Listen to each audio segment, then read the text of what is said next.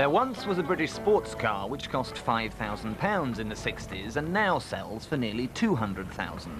A car that could scorch from 0 to 100 miles an hour and brake to a standstill in less than 14 seconds. The stuff of legends. A giant killer. The meanest, baddest, rudest, most evil sports car ever. The AC 7-litre Cobra.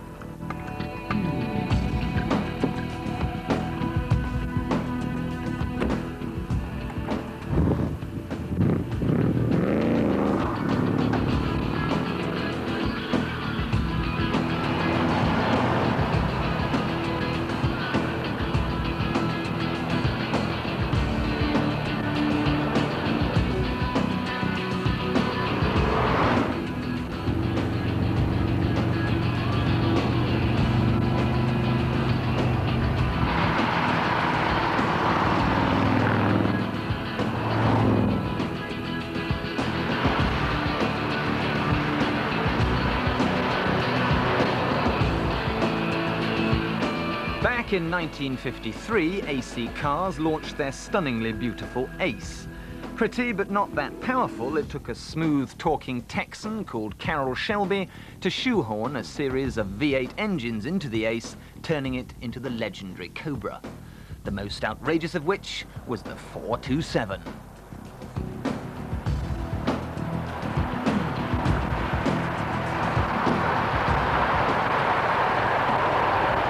But this was no hot rod built in a back alley.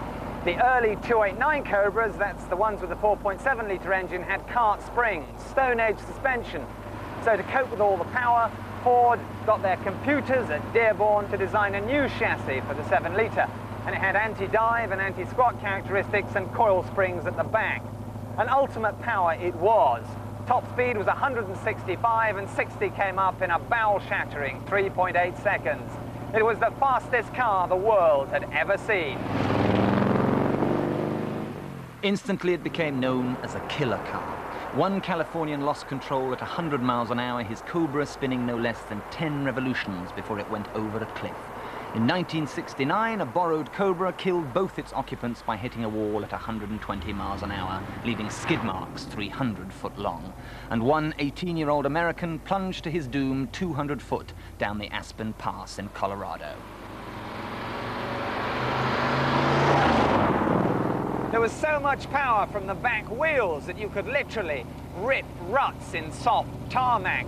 And rumour has it that when Carroll Shelby took prospective purchasers out for a test drive, he'd stick a $100 bill to the windscreen, bury the throttle, and tell his passenger he could have the bill if he could reach it. The sheer push from the G-forces meant he won every single time.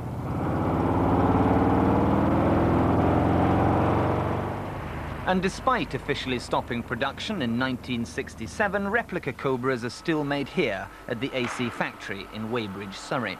Traditionally hand-fettled with bodies painstakingly beaten out of aluminium.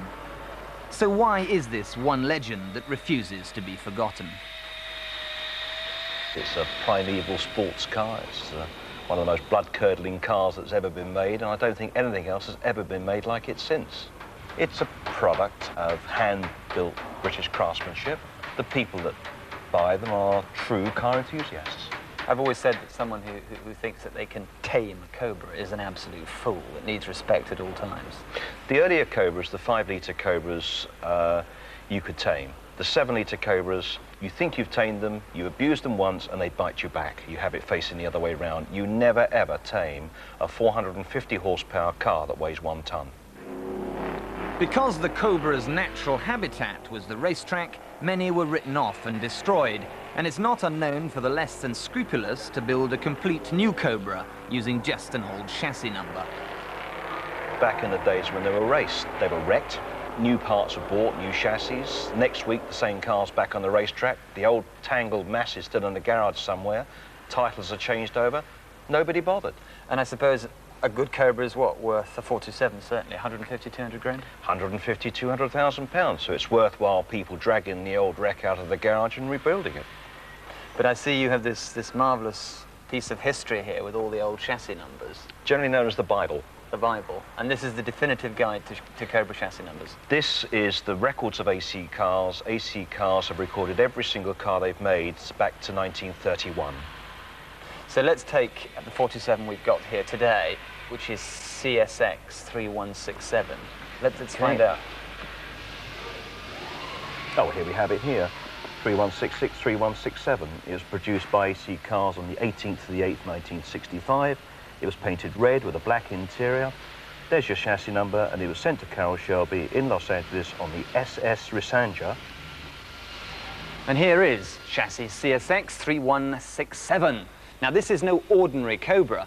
This is the actual car as tested by John Bolster, the motoring journalist for the magazine Autosport, back in 1967, where he recorded such Olympian performance times that it made the Guinness Book of Records as the fastest accelerating production car in the world. And it's no wonder when you look at this, the mother of all engines.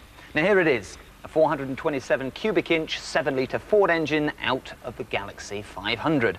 Ford built this engine to go NASCAR racing, and it's got a cast iron block, alloy heads, solid lifters, and a double pumper Holley carburettor, pushing out 480 horses. The 427 Cobra was swift enough to make even its fastest rivals look like they were going backwards, but not fast enough for Ford, who had bankrolled the Cobra project. Shelby and Ford wanted a car to win at Le Mans, and that meant doing 200 miles an hour, which even the Cobra couldn't do. So in 1966, Ford pulled out, and all in all, only 310 7-litres were made, instantly becoming collector's items.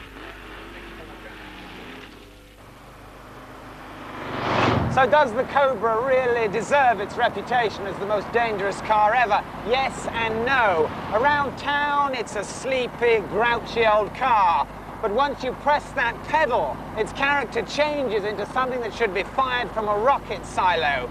There is this indescribable wall of power, and that's what can get you into trouble. The Cobra will lose traction at any speed, in any gear, and on any surface. And when it does, you better hope there's nothing solid in the way, because you'll be spinning faster than Torville and Dean.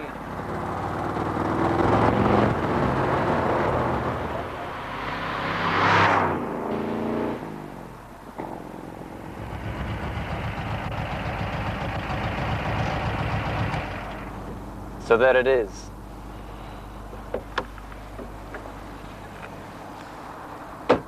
An ambition fulfilled, a childhood dream realized. I have driven King Cobra. I might not have tamed it, but at least I've lived to tell the tale.